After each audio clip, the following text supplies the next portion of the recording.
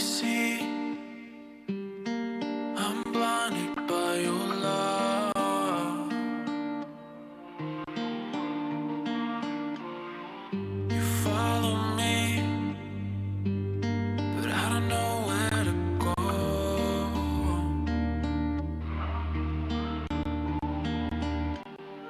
I see my feelings so true, but am I blinded by you? By you.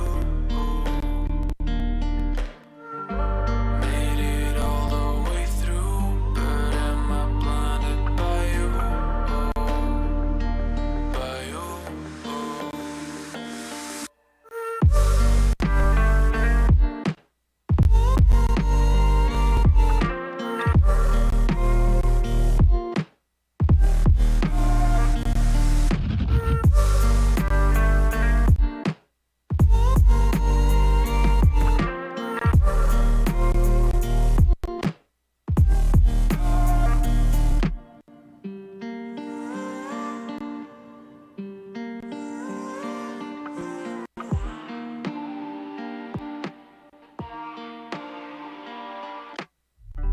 See through me, I don't mind it at all.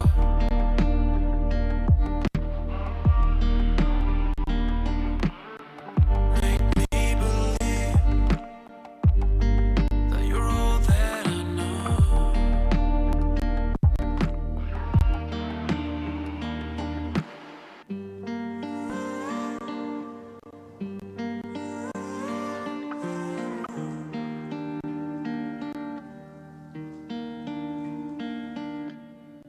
I see my feelings so true, but am I blinded by you? By you.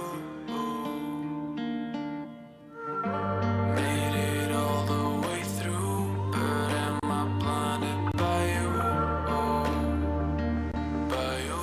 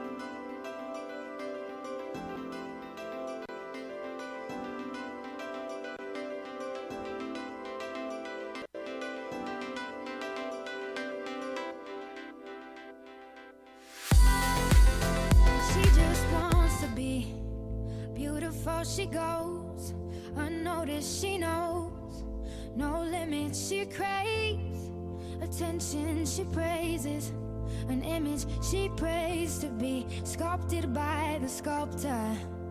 Oh, she don't see the light that's shining deeper than the eyes can find it. Maybe we're made of blind, so she tries to cover up her pain and cut her woes away. 'Cause cover girls don't cry after the face is made. But there's a hope that's waiting for you in the dark. You should know you're beautiful just the way you are. And you don't have to change a thing, the world could change, it's hard. No scars, see you're beautiful. We're stars and we're beautiful.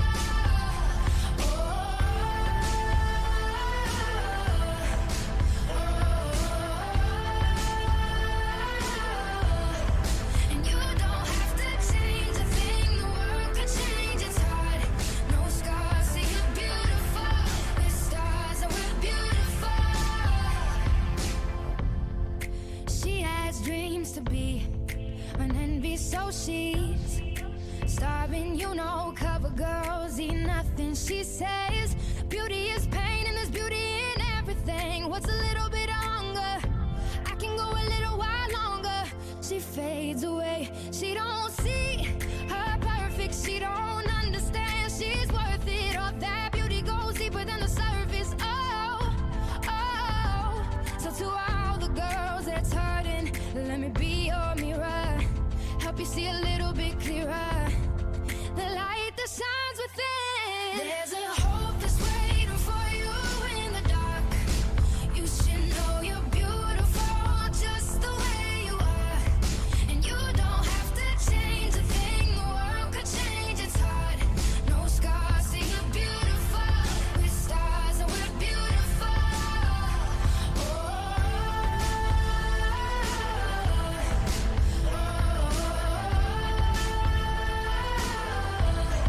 And you don't have to change a thing, the world could change, it's hard. No scars, see you're beautiful. We're stars and we're beautiful. No better you than the you that you are. No better life than the life we're living. No better time for you shine, you're a star. Oh, you're beautiful. Oh, you're beautiful. There's a hope that's waiting for you in the dark. You should know you're beautiful just the way you are. And you don't have to change a thing, the world could change, it's hard. No scars, see you're beautiful. We're stars and we're beautiful.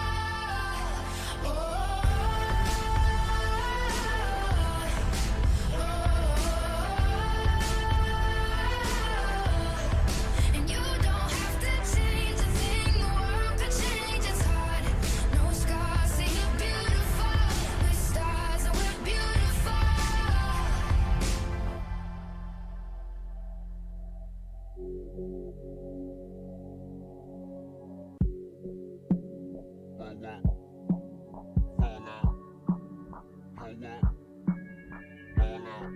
Throw it up, watch it all fall out. Blow it up, that's how we ball out. Throw it up, watch it all fall out. Blow it up, that's how we ball out. Strip clubs and dollar bills. I still got more money. Patron shots, gonna get a refill.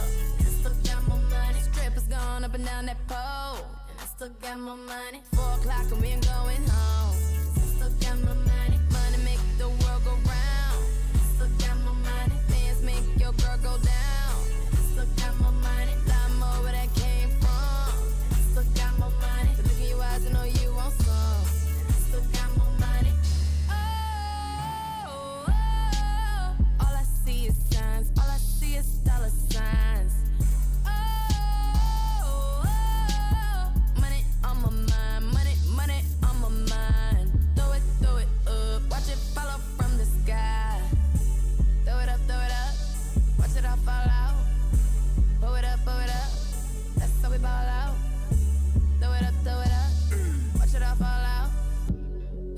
blow it up.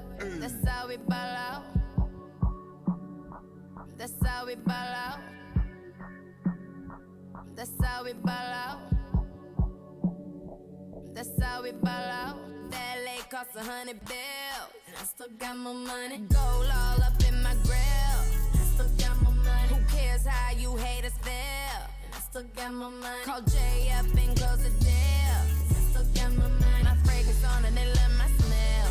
And I still got my money. So who cares about what I spend? And I still got my money. My pockets deep and they never end. And I still got my money. I'm going dumb with all my friends. And I still got my money. All I see is signs. All I see is dollar signs. Money on my mind. Money on my mind. Throw it up. Watch it follow from the sky. Throw it up. Watch it all fall out. Pull it up. That's how we ball out. Throw it up. Watch it all fall out. Pull it up. That's how we ball out. That's how we ball out. That's how we ball out. That's how we ball out.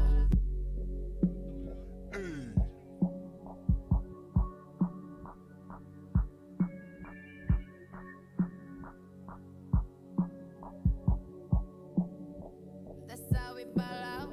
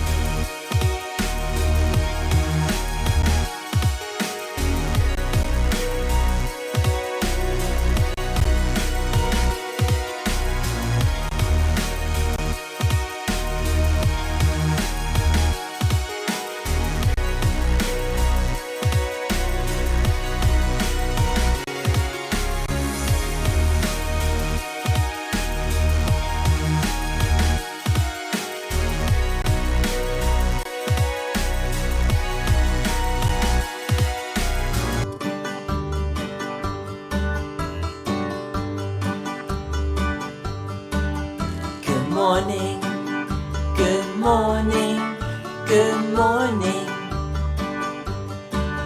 Good morning, good morning, good morning. Good morning, good morning, good morning. Good morning, good morning, good morning. Clap your hands, clap, clap, clap. Stomp your feet, stomp, stomp, stomp. Spin around, spin, spin, spin. All right. Good morning, good morning, good morning. Good morning, good morning, good morning.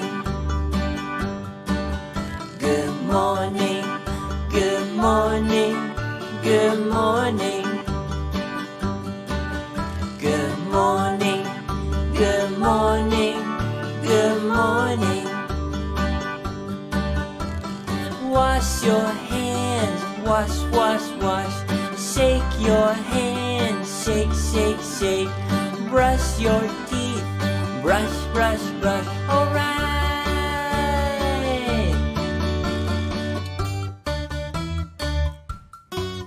Good morning.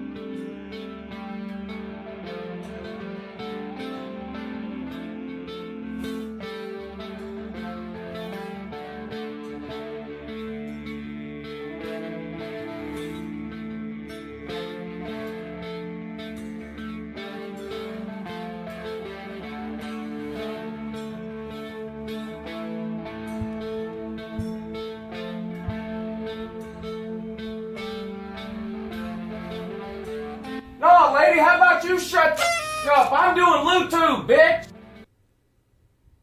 Good morning. It's Uncle Lou here. Yes! Yes! It's Uncle Lou here. That's right, it's me, Uncle Lou, live for you on LouTube today. Thanks for watching. I really appreciate it. Bad Dog, I just got your message, and sir, of course, yes, it would be an honor and a privilege. I'll get back in touch with you sometime in the next couple of days. We'll figure out a time or whatever. But of course, and you're a glutton for punishment, by the way, sir. Good luck, because I don't, you know. Oh, well, hey, maybe I'll do another one of those soon, Bad Dog, because I won't have to suffer in the heat like I did last time. But, yeah.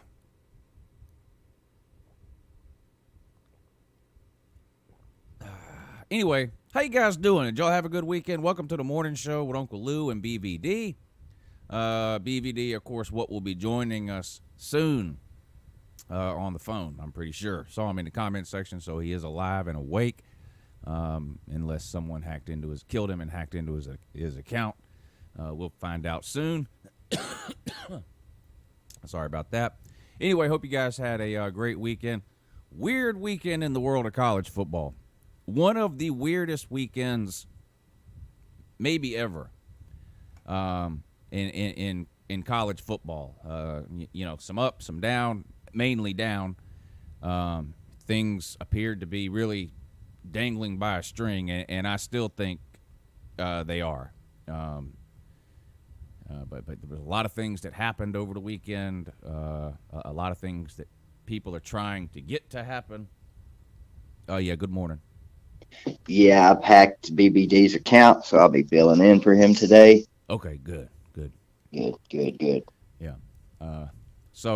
And we're going to talk about all that today, all that happened over the weekend. Mac canceled. Lots of rumors, and this, I mean, this is kind of expected, I think. You know, if the college football season were to get canceled, that would just be a huge story. And so anytime something like that is possible, and it's more possible right now than it's ever been, you're gonna see a lot of weird stuff. You're gonna hear a lot of weird stuff. 99% of it probably made up and not true, but some of this stuff is just strange. Probably the strangest one I've heard, and you guys can let me know what you think about this. There was a meeting with the 5 conference commissioners. The Big Ten commissioner really wants to cancel the season. This is the story. I'm not saying this is fact. I'm saying this is the rumor. There was a meeting. That's not a rumor. That's true. But during the meeting, the Big Ten commissioner was dead set on canceling. Pac-12 agreed. The other 3 conferences were not so sure. The SEC in particular thought that this decision needed to wait till maybe students are back for a couple of weeks.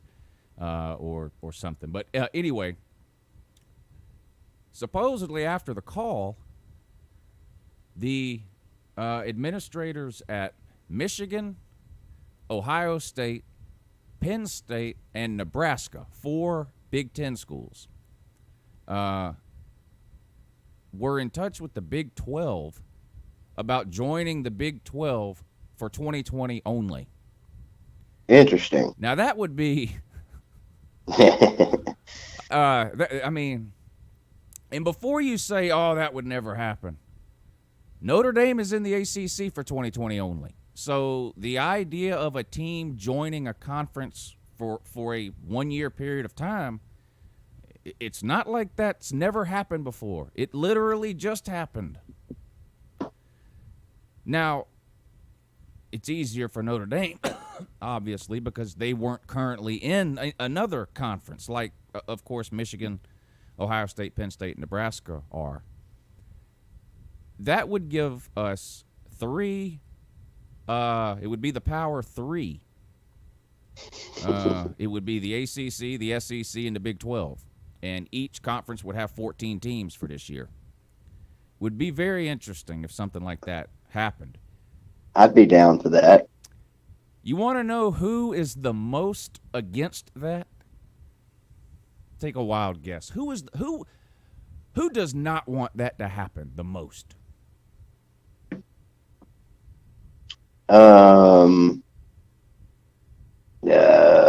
Oklahoma. Oklahoma. You know Oklahoma is sitting around going, this is a terrible idea. No! Yeah, who can blame them? Oklahoma's free ride to the playoffs would come to a crashing halt. You know, that would be like Alabama, Florida, Georgia, and LSU going, I think we'll play in the ACC this year, and Clemson sitting over there going, no, I veto that. What would Oklahoma do if those 4 teams joined the Big 12? Pack it in. That would be something serious. I don't know how many of those teams they would play. They'd have to redo the schedule, but let's say they played 2 of them. Even if, I don't know, if you put those 4 teams in the Big 12, my money's not on Oklahoma to win it anymore. I can tell you that. It would be on either Ohio State or Penn State. Probably Ohio State. But isn't that weird? But Oklahoma's got this amazing offense and newly found defense, Lou. Oh, yeah, I forgot about that. Yeah, how can you forget about that? Well, plus they just got lucky and got Tennessee off their schedule. Can't forget that. Oh, yeah. So they lost. If this happened, they would lose a guaranteed win.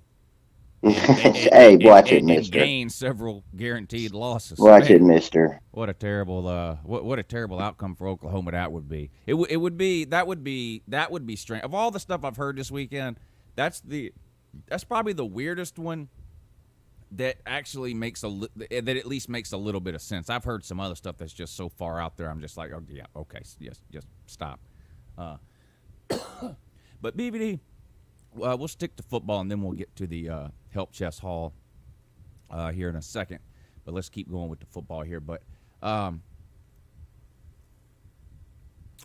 hypocrisy tests. Now, this is something I love to do. Now, I usually do it on Facebook, but we're going to do it here today. Okay. Now, I want a show of hands in the comment section of, well, I already know the majority of you, but this whole thing in the Pac-12, this unity thing in the Pac-12, you know what I'm talking about? This players union or whatever that is going on in the Pac-12. I know what you texted me this weekend a little bit about. That's about it. Yeah, I forgot you don't pay much attention to college football. Nah. That's Well, you guys in yeah. the comment section know what I'm talking about. The Pac-12 is threatened to form this players union. They've been in, at one point they got in touch with a few players from the Big Ten, whatever, and they had this list of demands. And everywhere I looked, those players were being ran through the gutter.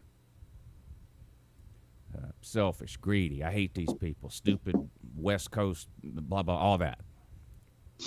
So how many of you in the comments section, well, I'm trying to think of the best way to do this without losing subscribers. How many of you had something negative to say about the players who were involved in that in the Pac-12 in the comments section? All of you?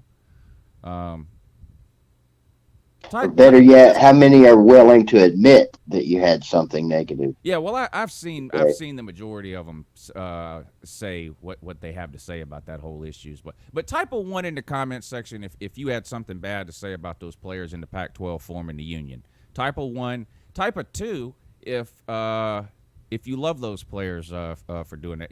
The whole, these players are just selfish and greedy. They're never happy, blah, blah, blah. This is going to ruin college football, yada, yada, yada. It's everybody. Everybody might as well just type a 1. Well, guess what? Not only is it the Pac-12 and the Big Ten, last night, just before midnight, there was a video released by dozens of college football players from all 5 power conferences, and they have all joined the push to unionize. Trevor Lawrence, Justin Fields. So I'm wondering how many people are going to keep the same energy and with the whole Justin Fields is a whatever and Trevor Lawrence is a, the same things we were saying about Pac-12 players. I wonder if now we're going to say those same things about Najee Harris. Where's my Bama fans at? Ballard. Tell me your opinion on Najee Harris pushing for a players union. Where's my taters at? Clemens' son, tell me your opinion on Trevor Lawrence pushing for a players union. He's joined the players in the Pac-12 to push for this players union. Now all of a sudden everyone could care less. So, a lot of fails on the hypocrisy test here this morning. A lot of failing grades. Let me pull this article up. Trevor Lawrence tweeted this out. By the way, Ballard says it's stupid. What am I doing? Here we go. Yep, do that. Also in 2.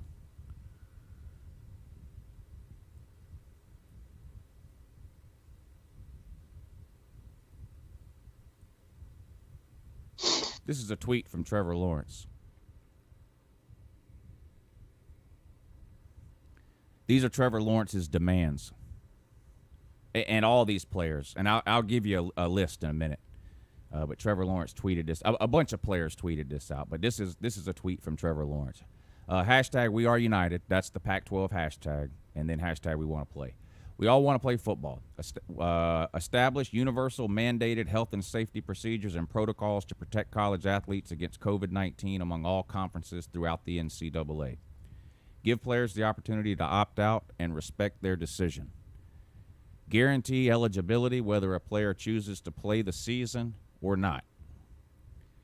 Let me continue here. Hold on. Let me pull it up. See if I can get it. Oh, come on. There we go. This is better. There you go. Use our voices to establish open communication and trust between players and officials. Ultimately, create a college football players association. That's a union. So this is where we're headed. They want representatives of the players of all Power 5 conferences. So, what do you think about that, BVD? I plead the fifth. Okay. Well, that's boring. Yeah. Man, look. Clearly, everybody wants safety. You know, at least you would think so. Why does Trevor Lawrence give a shit anyway? He's getting ready to be a gazillionaire. Well, You need to just go ahead and opt out. And some people, believe it or not, care about people other than themselves. some, 2% of Power 5 football players ever play a snap in the NFL. 2%. So an average of, on any given team in the Power 5, an average of about 1.2 players on that team will ever play 2 out of 100, 1 out of every 50. So 1.5 players per team on average will ever play a snap in the NFL. I guess that eliminates you and I. Let's see here. Stanford defensive end Dylan Bowles. Who else is on this list? Let's call them out.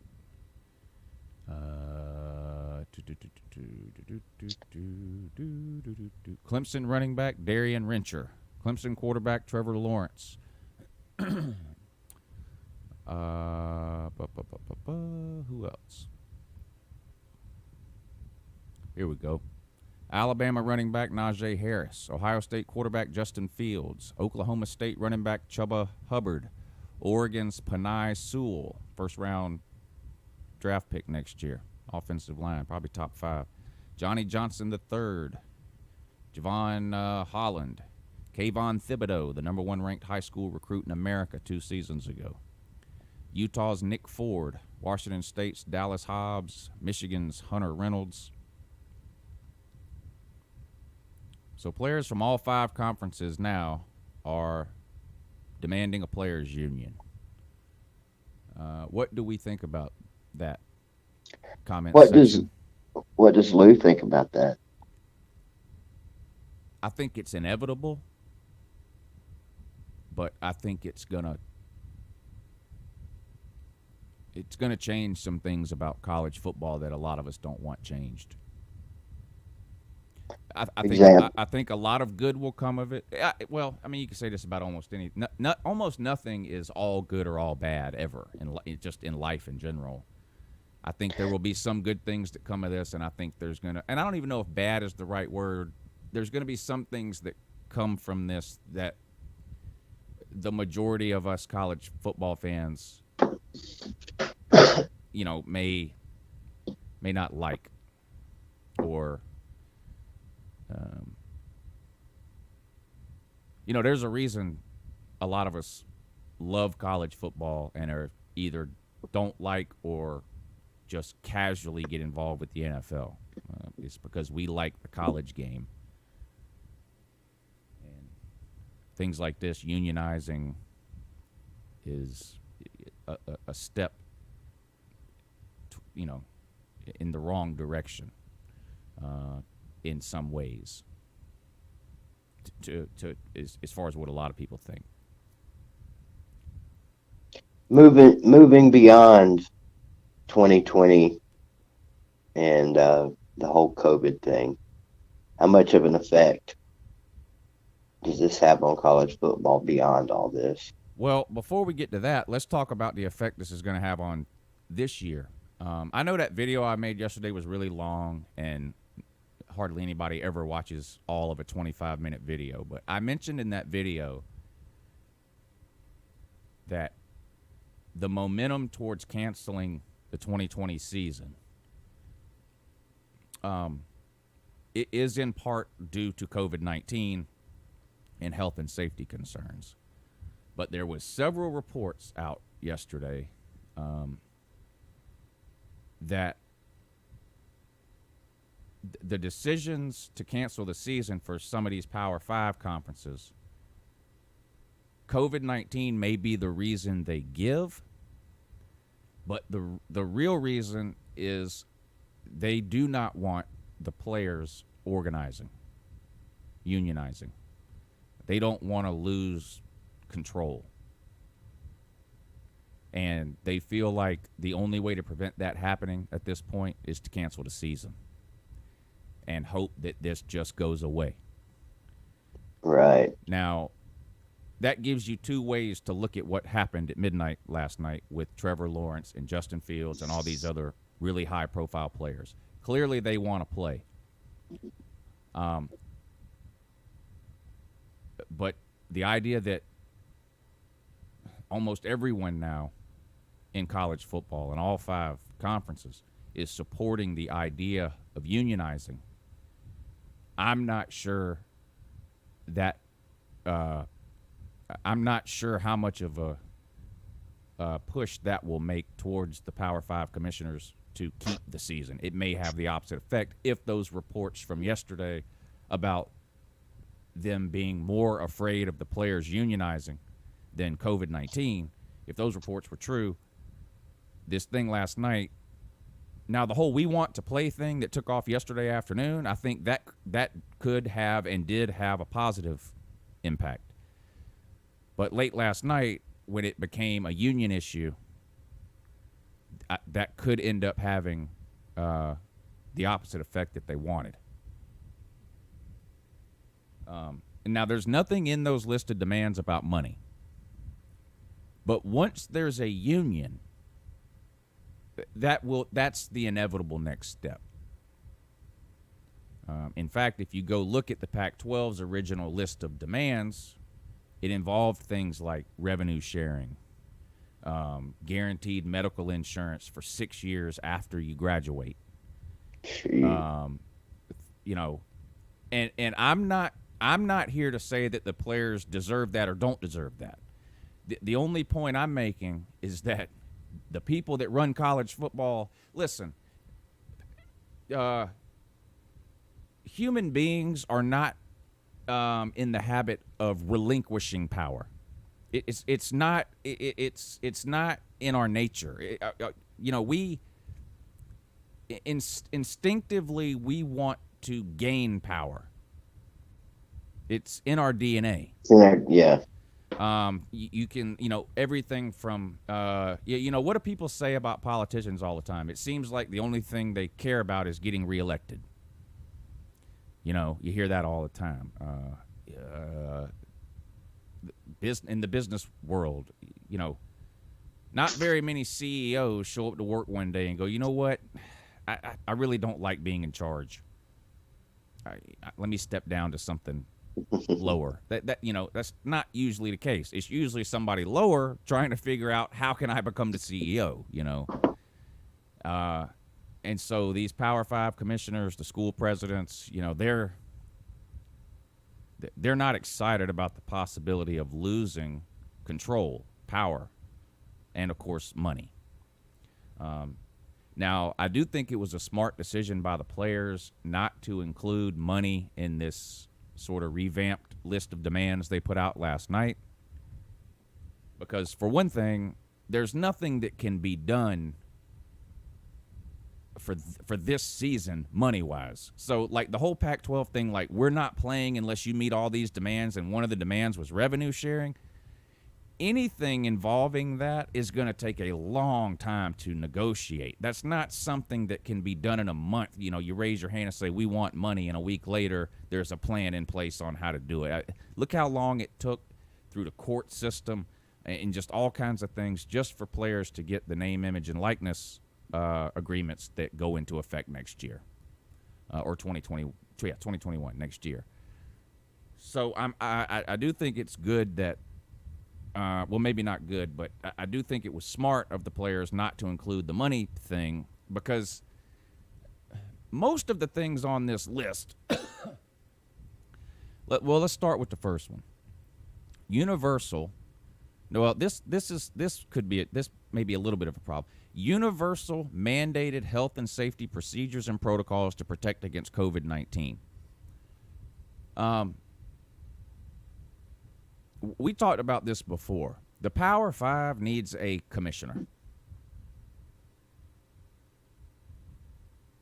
This is why we're playing conference-only schedules, because the ACC doesn't trust the SEC to test the right way. The SEC doesn't trust the Big Ten, to be honest, and test the right way. The Pac-12 doesn't trust anybody to test the right. You know, every conference thinks they're doing it right.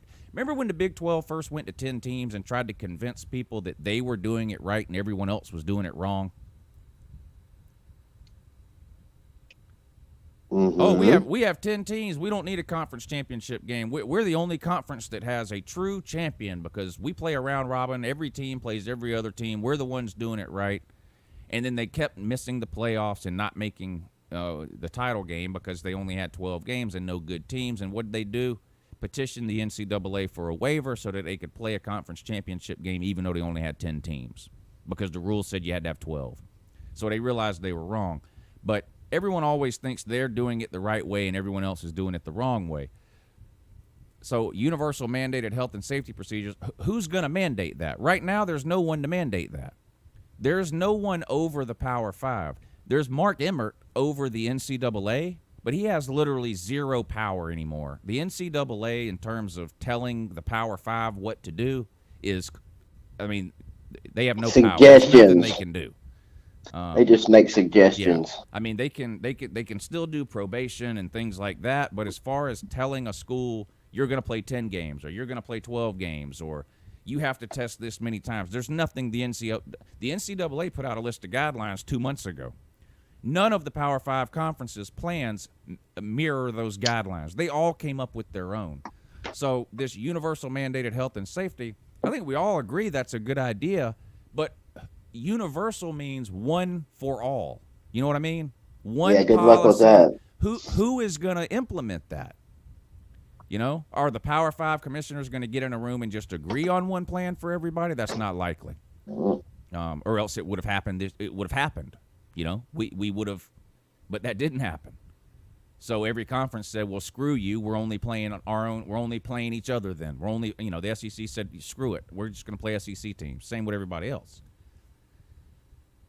So I think you would need a Power Five conference commissioner, and that's an idea that really has started to gain a lot of popularity anyway over the last month or so because of this COVID situation. You know, there's no one in charge type of thing. We've heard that a million times. So I think that's a good idea, but you'd have to get somebody to implement it. Someone will have to be in charge. Number two, let me put this back on the screen. I thought I did. Number two, give players the opportunity to opt out and respect their decision. That one I don't really understand because any player can opt out. What I mean, I was gonna say they already have there's nothing. option. A college can't force someone to play. I guess you could revoke their scholarship, or I guess there's things you could do to them, and maybe that's what they're saying by respect their decision. I don't know. Give the players the opportunity to opt out and respect their decision. Maybe this is referring to underclassmen because so far, at least to my knowledge, the only players that have opted out have been seniors and draft eligible juniors who, are pretty much guaranteed to get drafted whether they play this year or not. But what if a true freshman? What if a true freshman decides to opt out? So maybe that's what that's about. The third one, guarantee eligibility whether a player chooses to play. Guarantee eligibility whether a player chooses to play the season or not. I don't really know what that means. Yeah, that doesn't make a whole lot of sense, does it? If you choose not to play, what does it matter if you're eligible or not? So I don't really understand what that means. Guarantee their eligibility the next year, maybe? I guess that's saying if a player chooses to sit out, you won't hold it against them. You can't remove their scholarship or whatever. That's what they really should say. The next one is the one that's going to be the issue. The next two. Use our voices to establish open communication and trust between players and officials. Ultimately create a college football players association. Now, that doesn't have the word union in it, but do you know what the NFL union is called? It's called the National Football League Players Association. Yeah, and how often does that work out? And this is called the College Football Players Association. So whether they use the word union or not, what they're saying is we want a union.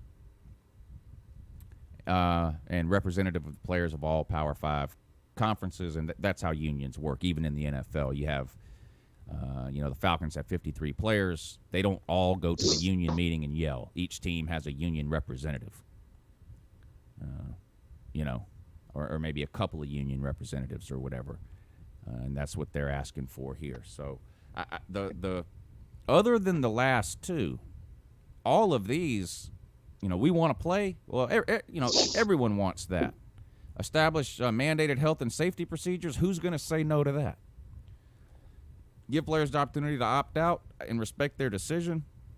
I don't know how you force someone to respect something. You can make rules that do away with consequences. If you opt out, there's no consequences. We'll see you next spring. That type of thing. Maybe that's what you're saying. I don't know. I need clarification on that. And the next one and the next one kind of tie into each other. Yeah. Give eligibility. Guarantee eligibility whether a player chooses to play the season or not. So this is interesting. This is going to be, I think, the weirdest. This is going to be the weirdest week in the history of college football. It already is, just with yesterday alone. And we've got 5 more days to go. The rumor mill, and I've heard this from more than one person. I've heard this from multiple people that don't know each other, that Tuesday is the day that decisions will be announced by the Big Ten and the Pac-12 to not play. Now, will all this that happened late yesterday afternoon and last night at midnight with this players' union poster or whatever this is, will that change the Big Ten and Pac-12's mind? I don't know. And I don't know if their mind was already made up. These are clearly rumors. I'm not here to report news to you and tell you what is happening. I get emailed and Facebook messaged and all kinds of stuff. Tons of weird, I heard this, I heard that. My cousin's barber lives next door to a guy who played t-ball with Kirby Smart's cousin, and he told me that kind of thing. You know what I mean? I hear stuff, people tell me stuff like that all the time. Most of the time, I don't even ever come on here and talk about it. But yesterday, I heard from multiple people that don't know each other the same story about the Pac-12 and the Big Ten. That doesn't mean it's true, and I'm not telling you it's true, but what they both told me, and again, they don't know each other, but they both told me the same thing, which is that basically the Big Ten was ready to cancel Saturday or Sunday morning, and tried to get all the other 4 Power 5 commissioners to go along with them. The Pac-12 agreed. The other 3 did not. What's your response to this comment? This just proves the point that this is a generation of entitled, spoiled brats.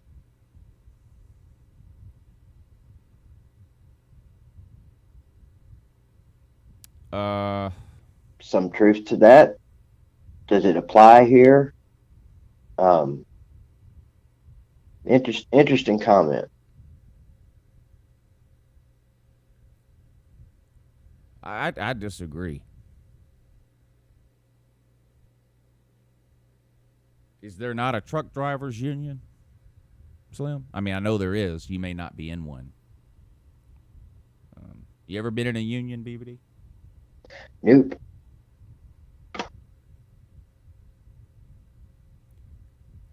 I mean, every generation in history has said that about the young generation.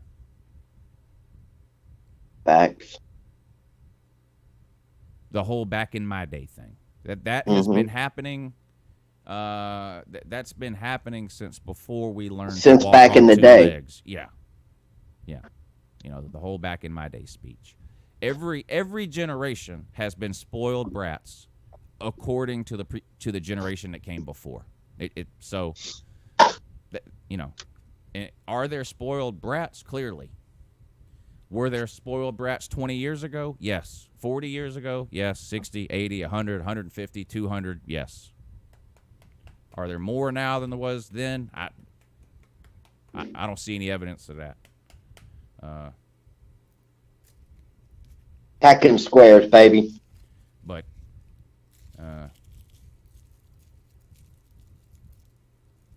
so I don't know. But so what sort of weird news or rumors will we hear today? I don't know. Will anything be announced tomorrow like these people have told me with the Big Ten and the Pac-12? I don't know. But either way, this is going to be a weird week, I think, for college football because of what happened yesterday. Like, the rumors that we've heard so far are probably boring compared to the rumors we're going to hear over the next couple of days. I mean, you know how these things work. You know, the rumors get wilder and wilder, you know. Yeah. Well, to say it's going to be interesting would be an understatement. It's going to be determining. And it's just going to continue to, for people like us that are on the edge of our seats, waiting, for the start of college football. Just going to be one more thing to add to that suspense. One week we're all in. Yep, we're going to have a football season. The next, not happening. Next week, well, I feel pretty good about college football starting. Next week, nope, there's no way. So where are we at right now, Lou, on that? We've been doing this whole percentage thing for months now. Where's your percentage now? Under 50%, and it's been a long time since it's been under 50%. Yeah, exactly. I mean, I'm not at like 2% or 10%. I'm still higher than that. But I mean, let's be honest. Nothing that happened this weekend was good for college. Nothing that happened this weekend made anybody go, "Oh, now I like our chances more." Yeah. Whatever your percentages were on Friday, they have to be lower now. So maybe considerably lower. Considerably lower. Even if you were 100% on Friday, 100% we're having football. You have to be a little lower than that now. I mean, you have to be. I still think there's a chance. I mean, we got to remember, in most cases, students aren't even back on campus yet, and that's something that's been worrying me. I've been talking about it for 3 months. What's going to happen when 40,000 kids from all 50 states show up on a campus somewhere? That's been worrying me for a while, and we haven't even got to that point yet. And the SEC has said openly, we're not making any decisions until we get kids back on camp. That's one of the reasons for pushing the season back to September 26th. That gives these schools a few weeks of kids on campus to see, okay, what's going to happen? You know, is this thing really going to explode, or can we manage it? So I would be surprised if the SEC, in particular, were to make any decision this week, because they have said openly they're waiting to see what happens when the kids come back. So I would be surprised. I've been saying for weeks and months now that I kind of wish the SEC, normally the SEC is the leader in all of this, all these things. And here lately, I've been saying, I'll just say why are we not leading the way in all this? And looking at it now, I guess by waiting, kind of are leading the way in a roundabout kind of way. I'll say this: if for some reason we hear this week that all 5 conferences are canceling, then to me, it is about the players organizing and not about COVID. It is the fear of a union, the fear of losing power, control, and money, because you can't come out for 6 weeks straight saying, we're waiting, we want to see what happens, we're going to bring students back, we want to see how it goes, we're going to push the season back. Students show up depending on the college at different points in time in the month of August. So we're going to wait till the end of August, see what's happening with these COVID cases on campus before we make our decision. You can't tell me that for 6 weeks and then cancel before the kids even show up. That would tell me they're for sure canceling to prevent, or to try to prevent, this momentum towards unionizing. How much of all this Players Association thing is a behind the scenes push from parents of these kids? I mean, clearly they're, most of them are technically adults because they're 18 and over, but let's face it, they're still in college, they're still kids. So how many, you've seen a lot of sports magazine interviews with parents that are just livid at the universities. And so how many, Trevor Lawrence, how much do his parents have in this, I'm sure there's some of that involved, even whether it's a parent calling a kid directly and saying, I want you to be a part of this union, or I don't want you to be a part of this union. And I'm not sure if there's so much of that. But how a kid was raised clearly affects, their mindset. So you could fault or congratulate the parents for that, depending on your point of view. And I'm sure a lot of these kids who have good relationships with their parents have called their parents and said, I could see a situation where a kid goes, I feel like a lot of this is a good idea.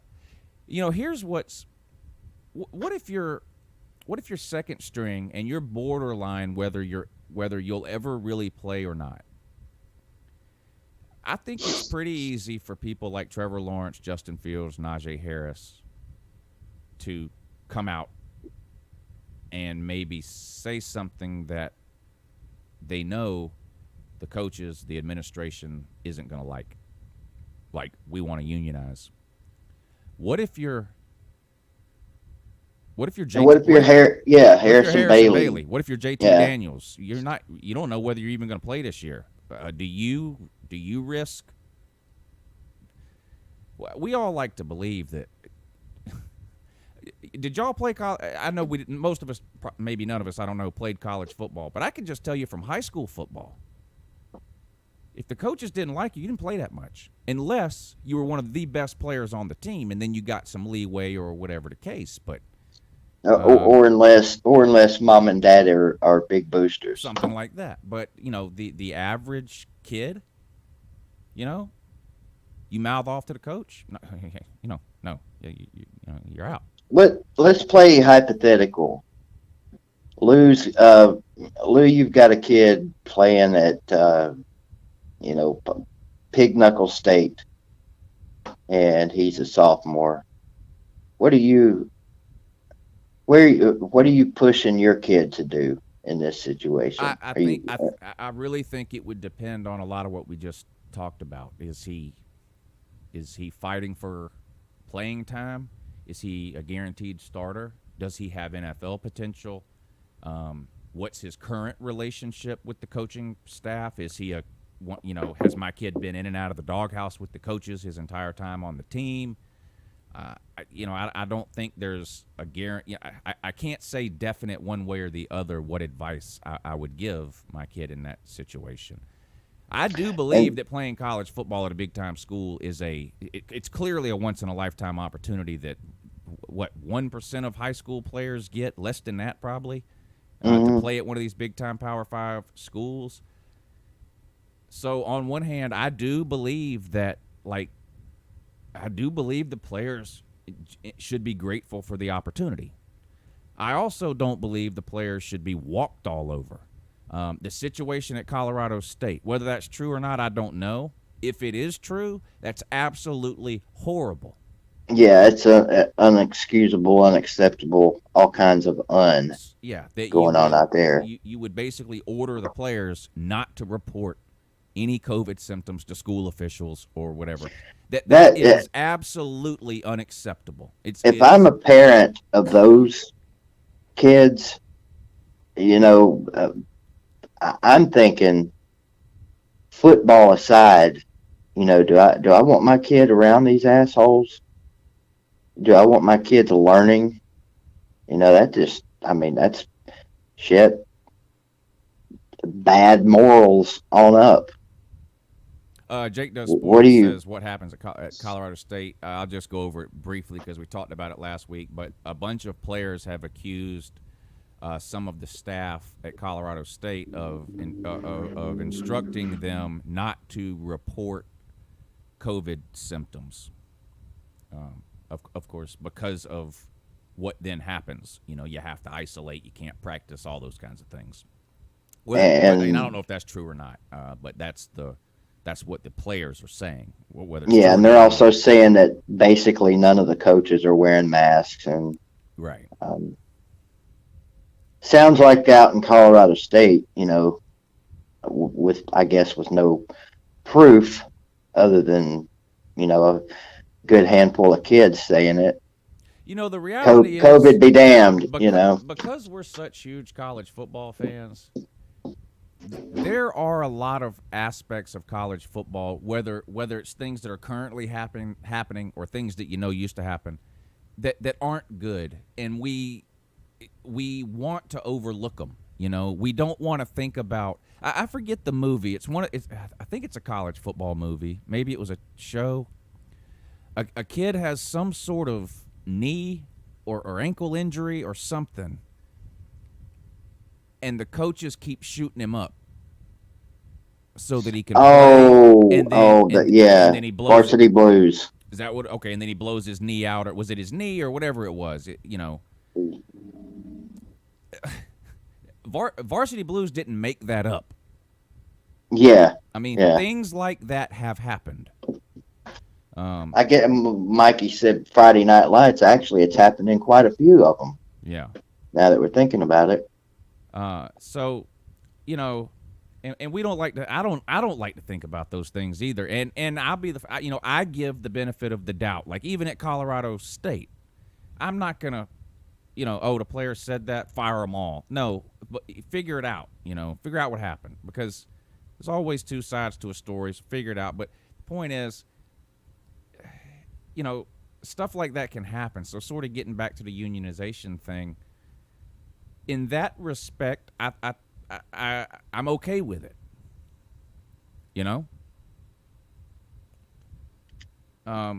But paying the players,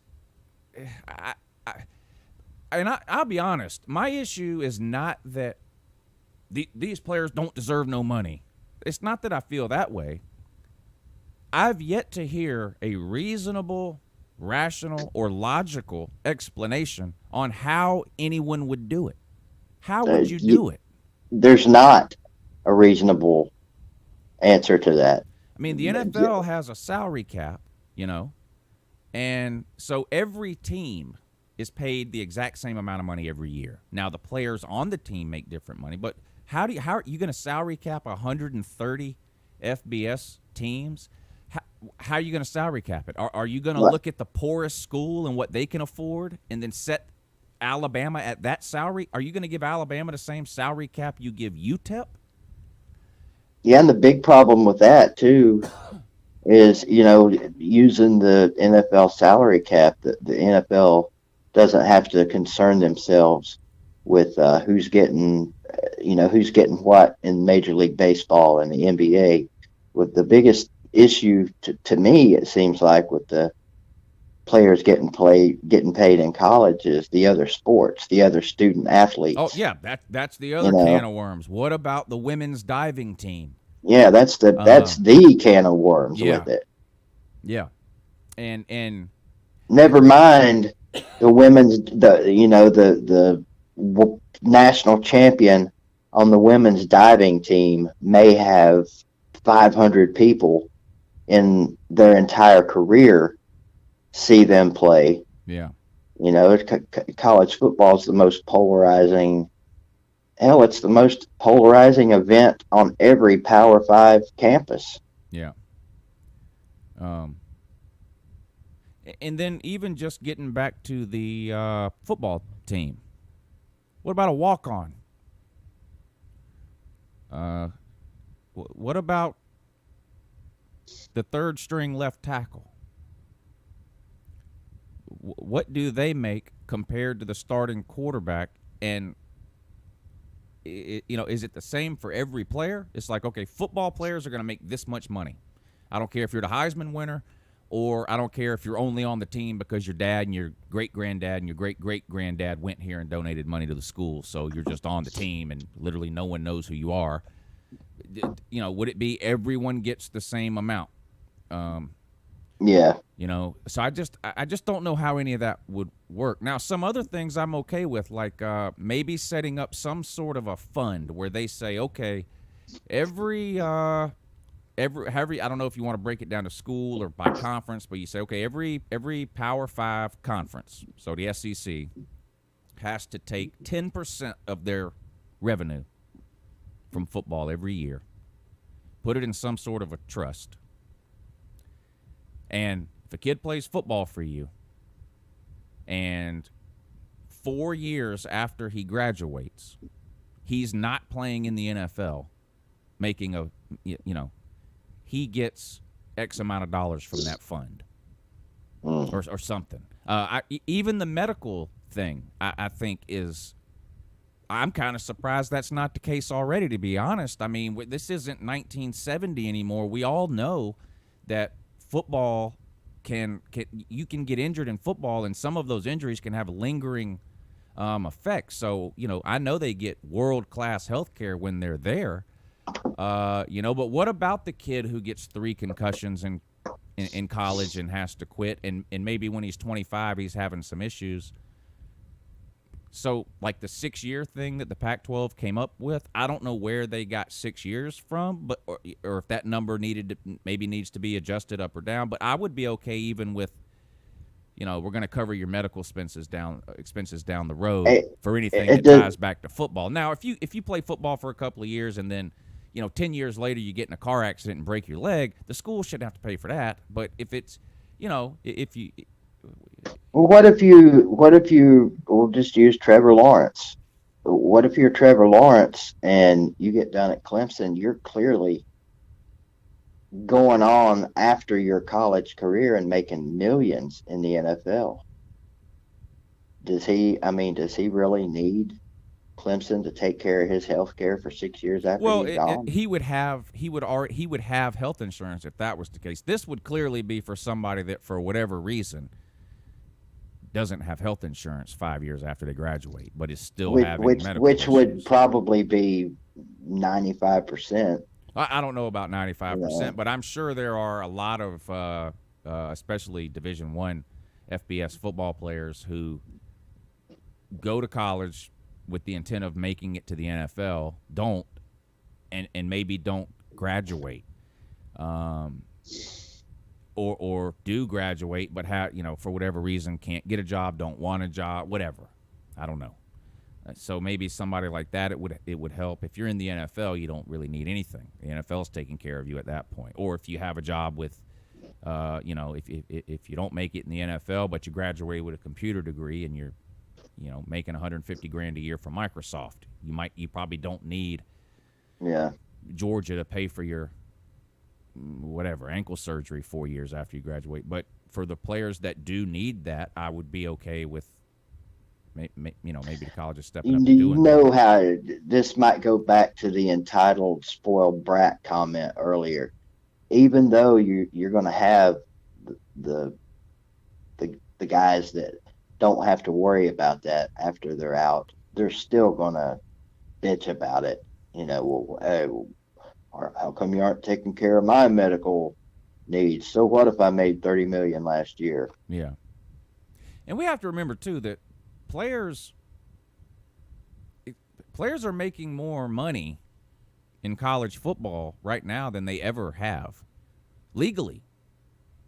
They all get a stipend. I think it varies by school based on cost of living, but and they get a per diem, for food. I don't know what it is, $30 a day, or I don't know what it is, but and they're getting money put in their pocket every month. Again, are they getting $10,000 a month? No, but I don't get $10,000 a month, and I'm raising a family. What do they need $10,000 a month for? All their meals are free, their housing is free. Why would they need $10,000 a month? They don't need it.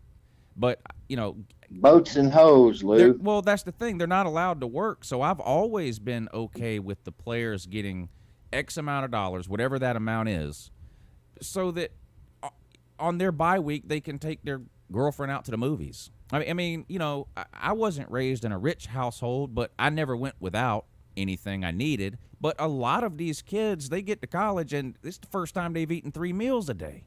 I mean, that's just reality. I'm not putting anybody down, but this is a reality.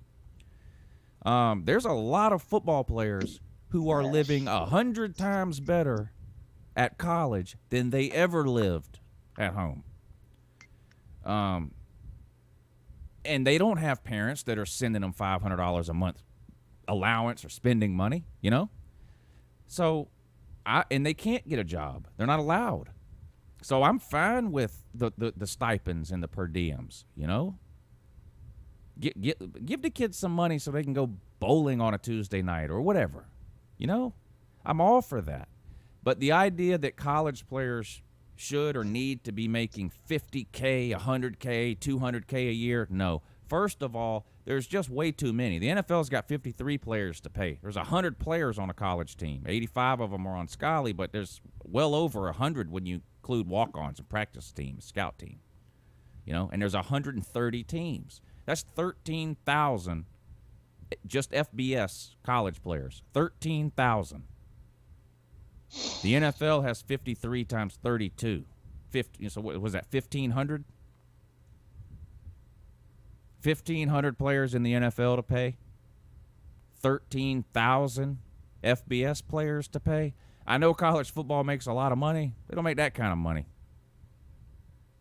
I mean, it's not they can't even, they couldn't afford to give every college football player even $50,000 a year. It would be unaffordable. But there are ways. Who was it I talked to about this? Maybe it was Mark Wright. I don't remember who it was. I can't remember now. I was called into somebody and talked about it. Anyway, this thing where you go off to college 10 states away, on football scholarship, and your grandma dies, and you can't get back home because you can't afford a plane ticket, and the school can't buy you one. That's insane. Yeah, that is That ridiculous. is insane. Now, should the school be paying for kids to fly back and forth to L.A. or Vegas or paying for their plane tickets to spring break destination? No. But there should be some kind of board that can meet on a moment's notice because, deaths are unexpected. There should be some kind of board that can meet on a moment's notice, and a coach can call in on a conference call to that board, and they can say, listen, J.T. Daniels' grandmother died yesterday. We're going to fly him to California. and we're going to fly him back 3 days later, and we're going to pay for it. And the board can get on the internet and look up, okay, yes, JT Daniels' grandmother did die, whatever. Approval granted, and it should be immediate like that. Now there needs to be an oversight committee. It can't just be coach's word. I mean, so I get a board, do something. But this idea, that players have to miss family members' funerals, even the bowl game thing that Chase Young got suspended for. Now he deserved to get suspended because he knew the rule. Whether you agree with the rule or not is not the point, right? I think marijuana should be legal. I don't smoke it, but I think it should be legal and taxed. But if you get caught with marijuana, you're going to get a ticket or whatever the case is, whether you think it should be illegal or not. So I was fine with Chase Young getting that suspension. The rule needs to be changed, though. A player, the school should pay for players, make a number, 2, 4, whatever it is, family members, and fly them out to the bowl game. There are ways to compensate a player. There are ways to make a college football player's life easier financially without giving him a $50,000 check every month. Yeah. And I think when it comes to paying players, that's where we need to be focusing. Because the idea that Trevor Lawrence is going to make $100,000 a year playing quarterback at Clemson, if that's ever going to happen, it's not going to be in the next. I mean, that's a long way away. That's a pipe dream at this point. That won't happen. But there are things they can do, I think, and maybe they should do. I don't know. There's things they're not going to do too, just because it's going to be considered paying for the player. Well, I mean, shit. You just rattled off a couple of reasons with the funeral thing, so never mind that comment. Yeah, I just think there's some common sense things that can be agreed to and enacted that don't involve breaking a rule. Jamie Newman making $75,000 this year for transferring to UGA, because he could only make $25,000 a year at Wake Forest or whatever. There's got to be something they can sit down and come up with. There just has to be, And last thing on this, and we'll move on to something else with this union thing. Let's keep in mind, a union only has one move. A union only has one tool in their belt.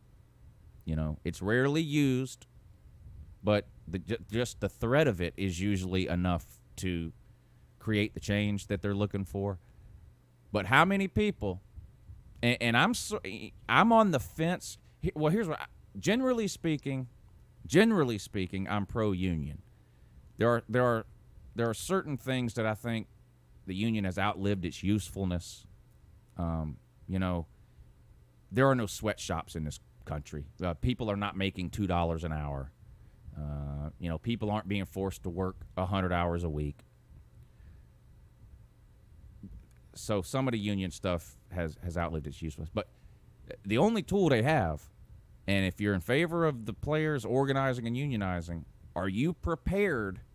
We're worried about missing a season because of a pandemic. Are you prepared to miss a season because the players go on strike? Because the players refuse to play. That is the only power that a union holds over their employer, or in this case, their universities. That's it. They don't hold any other power. Well, that you could play a Are whole you new prepared for that?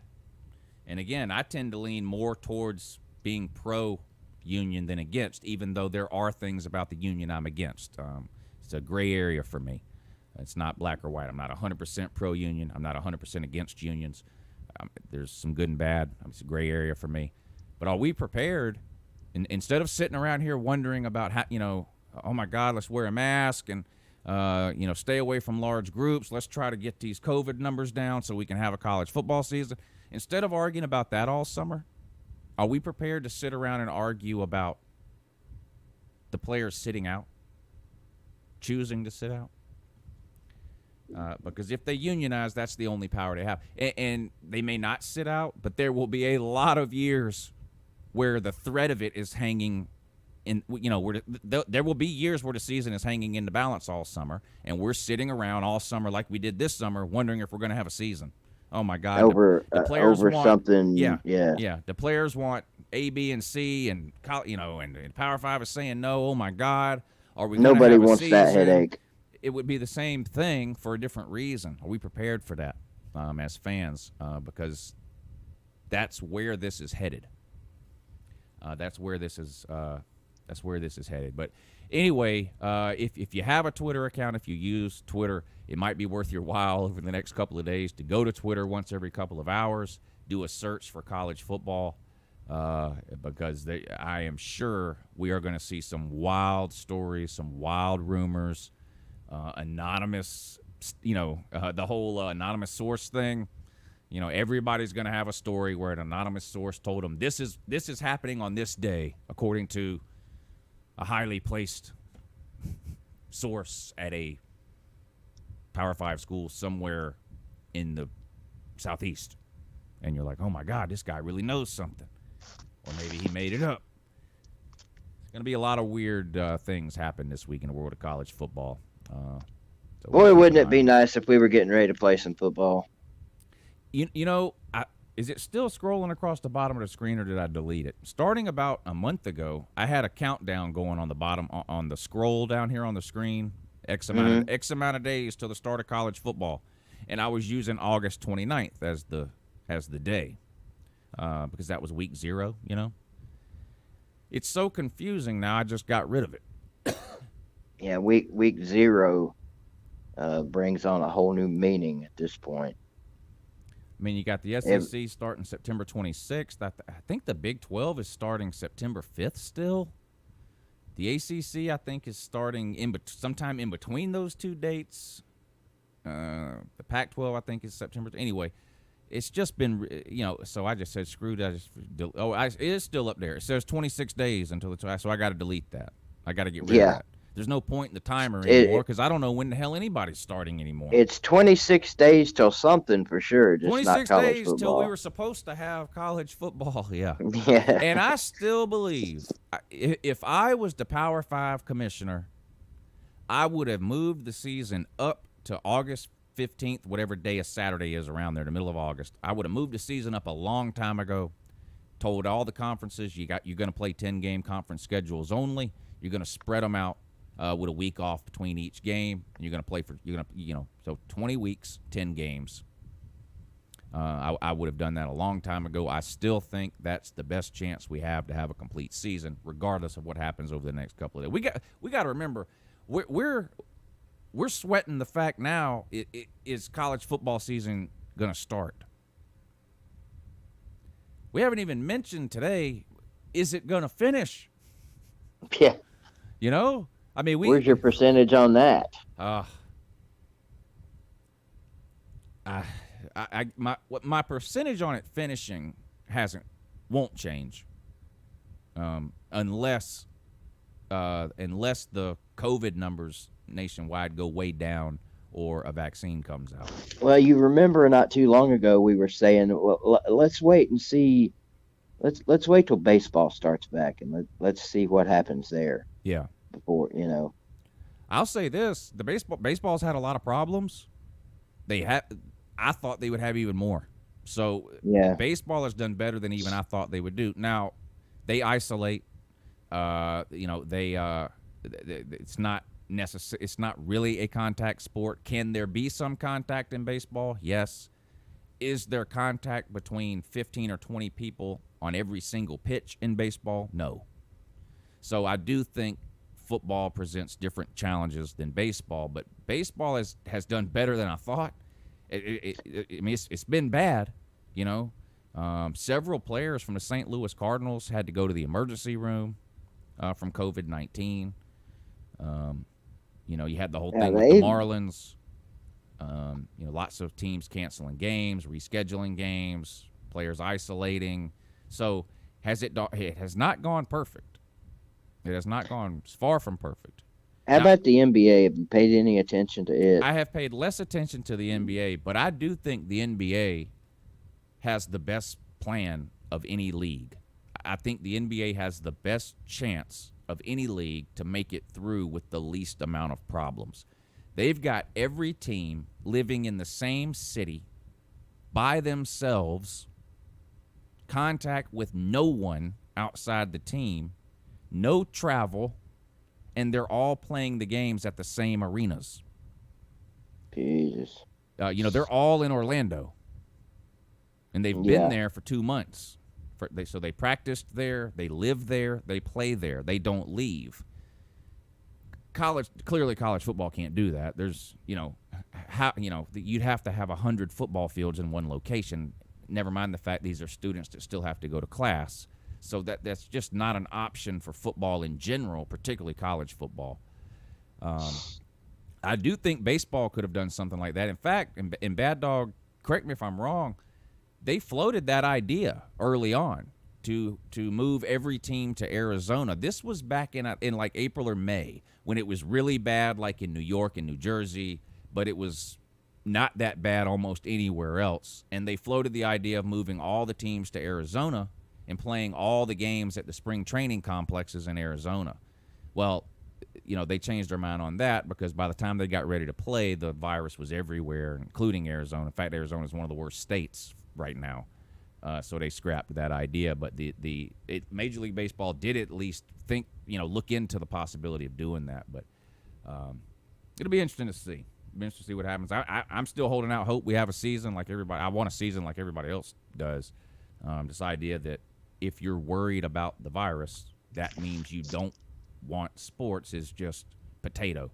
And the only people, what people say, politics is going to ruin sports.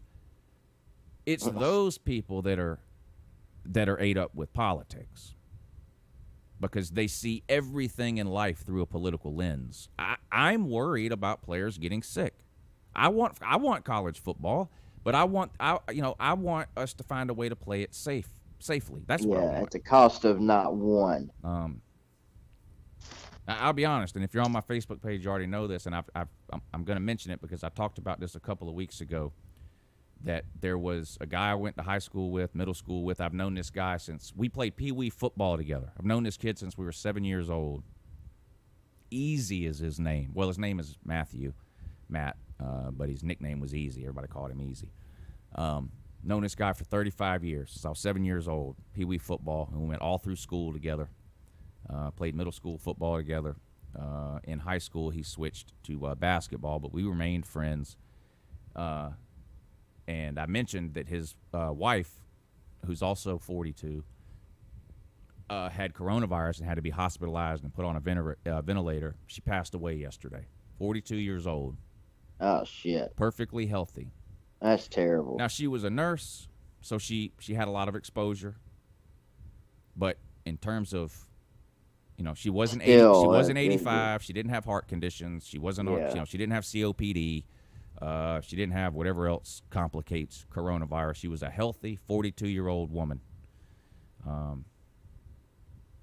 They've got 3 young kids. It's just a sad situation. That's terrible. And they still live here in Augusta.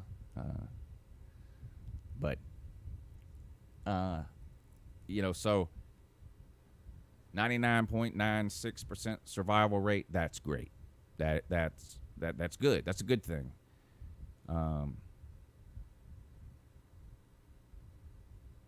It's just, if I was the athletic director of the University of Georgia, if you watching were the athletic director of whatever team you're a fan of, could you look the parents of all 100 football players on your team in the eye and say, I guarantee you, we are going to keep your kid safe. We're going to play through this virus, and I promise you he will be fine. No, I couldn't do that. No. Now, if I was dead set on playing, could I explain the risks?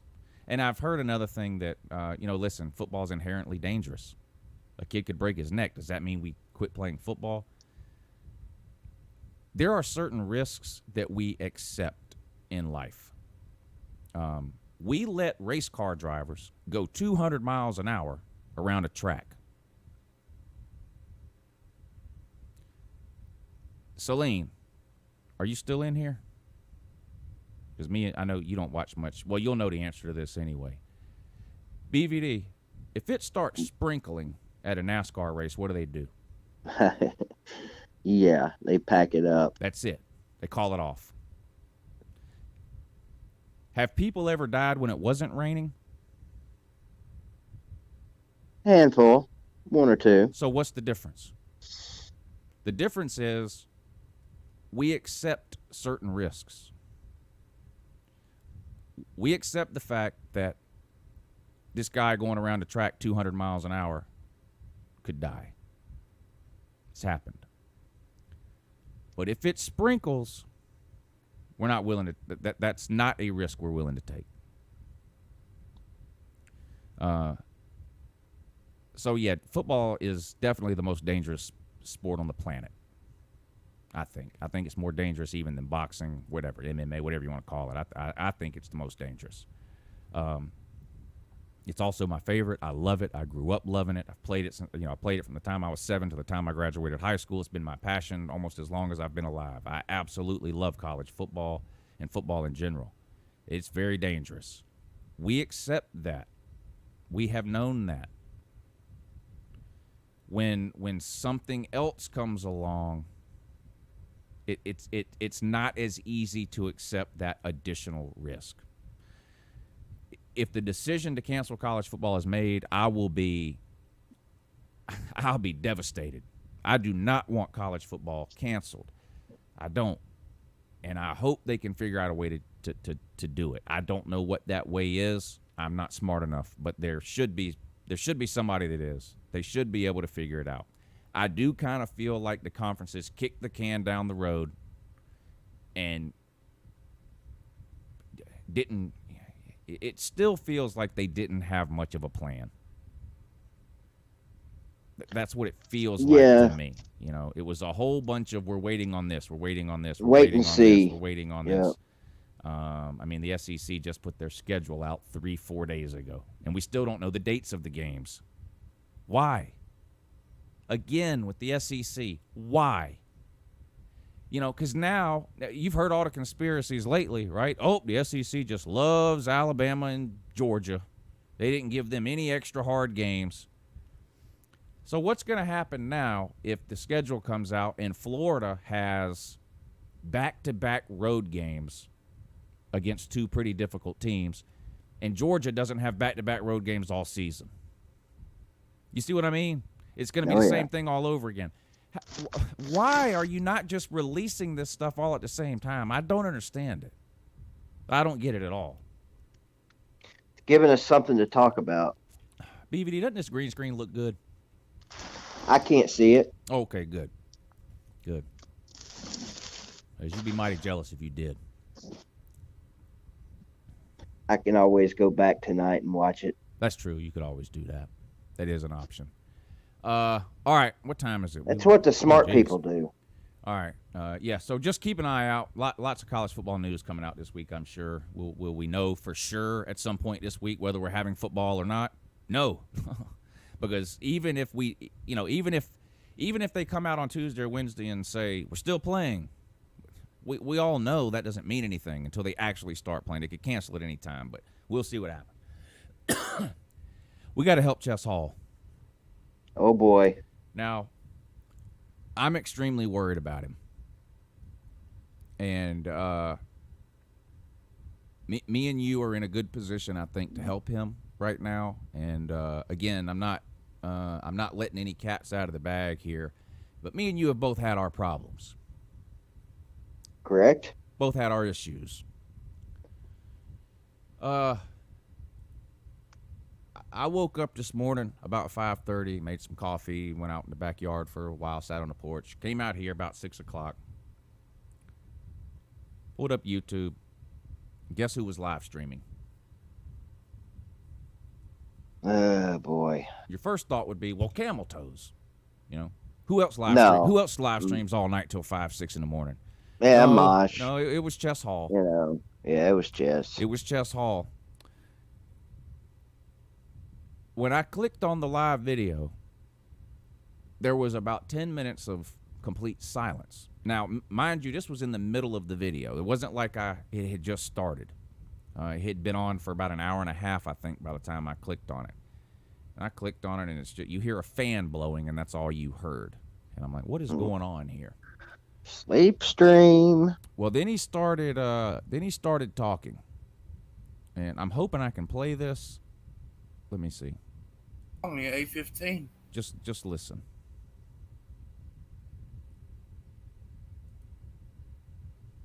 I can't play it. He deleted it. And What now, would we have been listening to? I cannot believe.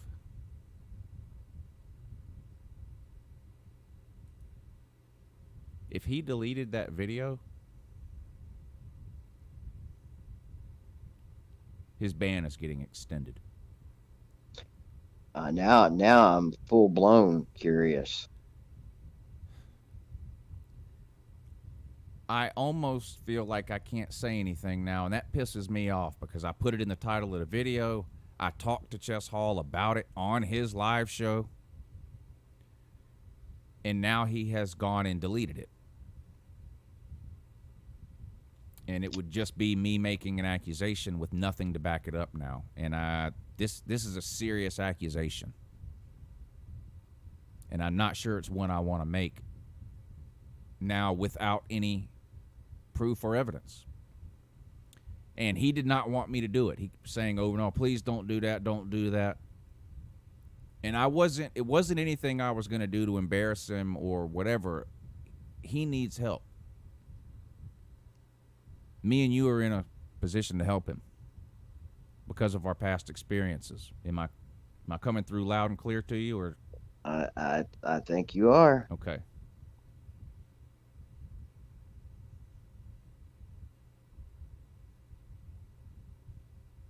And I'm concerned about him.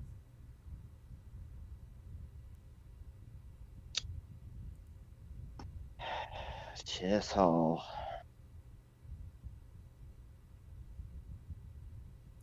There's a few people in the chat section who were. Does Chess Hall know that if you delete your video, you lose your watch hours? Probably not. Because he kept saying, all he kept saying over and over again about why he was streaming is because he needed watch hours. Then he deletes the video. Those watch hours are gone.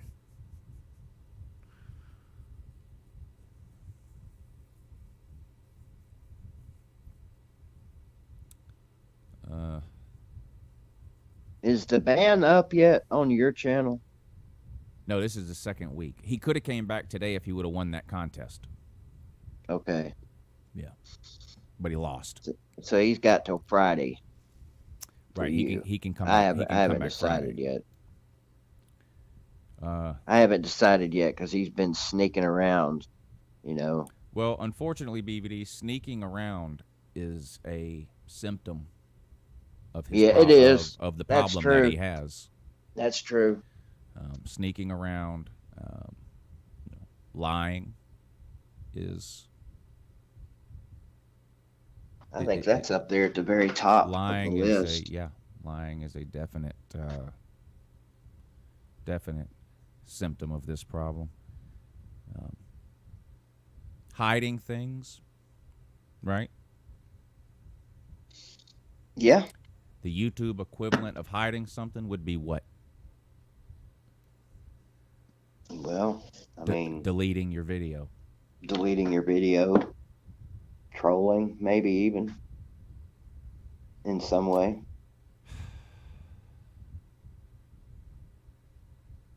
No. 904 Hurricane, no.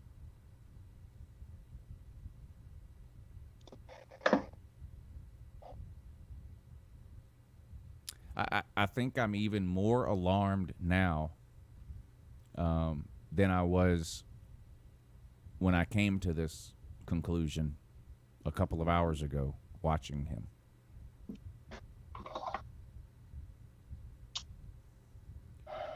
sponsorship and accountability. Well, I know because I brought this up to him in his stream that unfortunately he's not ready to be helped. And you notice that the best help in the world can't help someone who doesn't want to be helped. Oh, absolutely not. There's a reason. There's a reason. Step one is step one. Because you literally cannot do anything else until you're ready to be helped and admit you have a problem. Yep, gotta be willing to admit. It's just denial. Clearly, his life is unmanageable, Lou. You know, denial is another big sign. This is not looking good. Denial, lying, hiding things.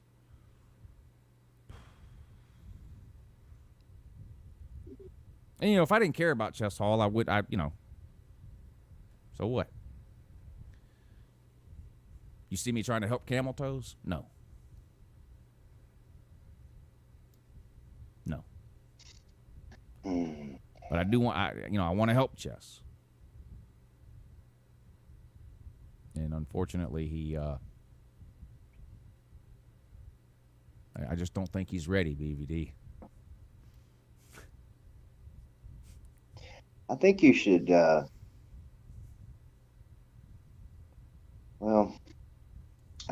sense you're getting a little flustered. Getting a little emotional here. Yeah, getting a little, maybe, we've had some super chats, Lou. You want to go back and read them and get your mind off of this? Yeah, Chess Hall. I do. Let me just end with this with the Chess Hall situation. There's only one other option we have here. It's the last resort, and man, I hate to do this.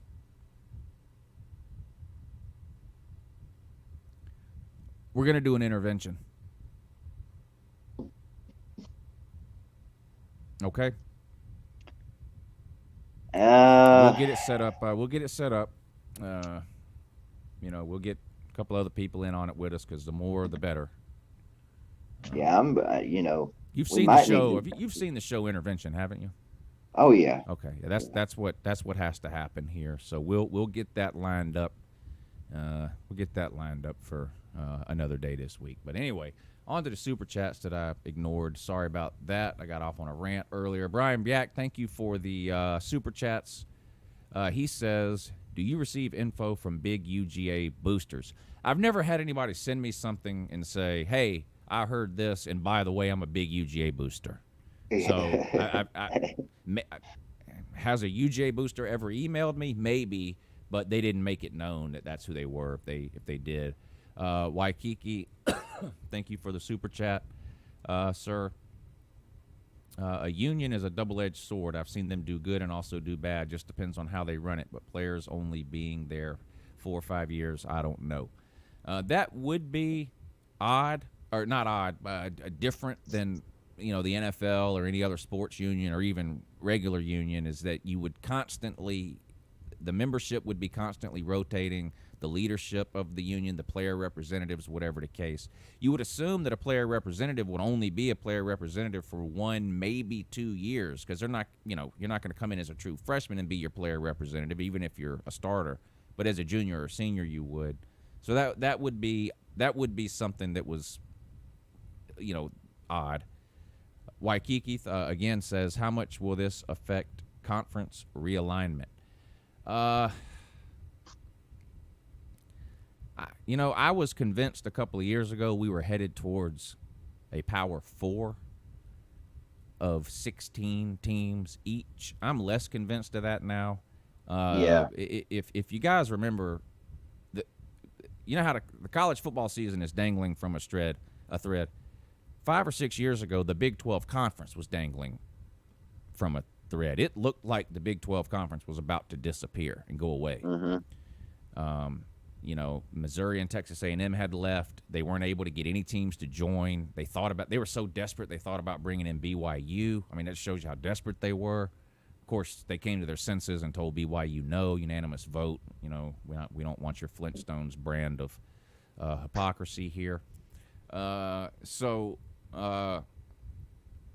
now I think things are a little different now. The Big 12 has, not that they're a dominant football conference, but you know, they've reasserted themselves as a legitimate Power 5 conference in that they have a conference championship game now. You know, Oklahoma's made the playoffs a bunch of years in a row. I don't think the Big 12 is on the verge of going away like it was a few years ago. So I think we're with the 5 conferences for a while. Now, as far as adding teams and things like that, I think the more teams you add to a conference, the harder it actually becomes to figure out who the best teams are. The SEC already only plays half the conference, a little more. You know, same with the ACC, Big Ten. So, you know, like, was Tennessee better than Mississippi State last year? Or you played them, didn't you? Who didn't you play? Them. You didn't play Texas A&M. Was Tennessee better than Texas A&M last year? I don't know. I have no idea. No clue. Same record in the regular season. I have no idea. And the more teams you add into a conference, the more that there is. So I don't know that we would go to 16, although I did think that at the time. I think the Big 12 needs to go to 14, and there are teams they can add. And I don't know why they haven't. Central Florida, Boise State, Memphis, Cincinnati. Forget that geography doesn't matter anymore. It just doesn't. Yeah, sadly, you're right. These kids aren't taking buses to games anymore, okay? They're flying, chartered flights in most cases, okay? Who cares that Oklahoma has to fly to Orlando to play Central Florida? It's a 2-hour flight. It takes 2 hours to go to the grocery store and back and unload your car. What does it matter? The Big 12 needs teams. Boise State deserves to be a Power 5 team. Boise State has been a good team now for over 10 years. Has there been years where they've had a down year? Of course. There's been years where a lot of Power 5 teams had down years too, though. But if you look over the last 10 years, name the best 25 teams over the last 10 to 12 years.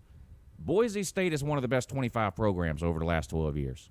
They made multiple BCS bowls. They've beaten multiple division or FBS Power 5 teams. They're constantly ranked, you know. Central Florida's been good for less amount of time. Football. Yeah. Central Florida's been good for a less amount of time, but has accomplished almost just as much. They have a New Year's 6 win. They've got wins over Power 5 teams. And the Big 12 doesn't have a team in Florida, so it would make sense to add one. Central Florida's never getting into the ACC or the SEC. Forget that. Neither one of those conferences wants that problem. They just don't. The ACC's already got 3 teams, or 2 teams in Florida. The SEC's already got the one. They're not adding another one. Memphis, Cincinnati. Maybe not. I might be stretching it with Memphis. I don't know. They were terrible before Justin Fuente, and they have a couple of good years since then. But I don't know. And 3 Power 5 teams in the state of Tennessee. I don't know if that would work. Not very many states have 3 Power 5 teams. Florida, Texas, California. Is that it? North Carolina. Georgia? North Carolina's got what? Duke, Wake Forest, North Carolina, and NC State. I got 4. Wow. Why? Oh yeah, basketball. Yeah. Huh, you like? Thank you for the super chat, sir. He says, good morning, Uncle Lou and BVD. Hope you both have a great day. You too, sir. You have a great day and a great week. Yeah. Uncle Lou should have a really good week this week. Going to be busy. That reminds me, no way really for me to know this right now, but there may be a day this week where we're doing the morning show and I have to get off of here at 9 o'clock or 9:50, whatever, because there's people coming here and things getting delivered and all that kind of stuff. That'd be totally acceptable, Lou. If that happens, I'll let you know. When as soon as I know, I'll let you know. But that is a possibility. That is a possibility this week. What you got going on this week, BVD? Whole lot of the same. I understand. I Yeah. understand. So a whole lot Big of day traveling. big day of travel today. Yeah, you About over this traveling crap. that's all you do. You're a globetrotter. You're never. I mean, you're a gypsy at this point. I'm a corner of the state trotter until yesterday. I had to take a little dip north. Up here in the land of shit, shit costs a lot more up here. Oh. Michael Reiser, thank you for the PayPal, but woo. I don't know if this is a Catholic joke that you've reworded. You ready for this one, BVD? Yeah, let's have it. All right. Again, this is courtesy of Michael Reiser, not Uncle Lou. I'm just the orator. Just the messenger. At this point. What's worse than ants in your pants? Uncles in your pants. Shit. Oh, wait a minute. You don't think that was intended for me, do you? Might have been. Wait a minute. I wouldn't think so, considering he was PayPaling. Wait a gosh darn minute. I think he's just talking about uncles in general. Yeah, I think he's generalizing that one. I think so. Probably wouldn't take that one personal.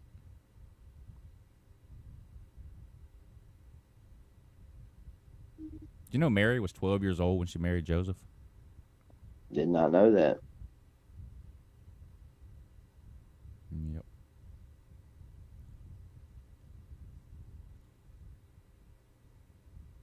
$12 years old. Youngest to get married in the Bible was 3 years old. Somebody in Jerry Lee Lewis's family, maybe? I don't think they were around in biblical times. You never know. I know the piano wasn't around. People lived, what, 800-900 years in biblical times? Yeah, what's the guy that built the boat? Moses. Noah. He lived to be 900 and something. Now, Moses was the guy buried in Grant's tomb. That's right. That's right. Yeah. Yeah. Are you really buried if you're in a tomb? I mean, you could look at that. I don't know. I don't know. Man, see, these are more of those questions that really need answered, but nobody can answer them. Yeah. We need to get they to answer some. Doesn't that happen questions. to you all the time when you're sitting around and there's not a whole lot going on and just some weird question will enter your mind? You're like, I wonder. Yeah, that's all the time, Lou. I need to start like maybe carrying a notebook with me and writing down some of those weird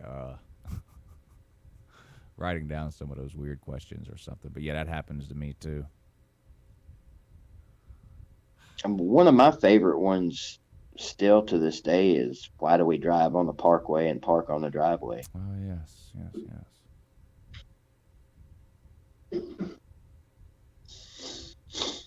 Man's greatest riddle.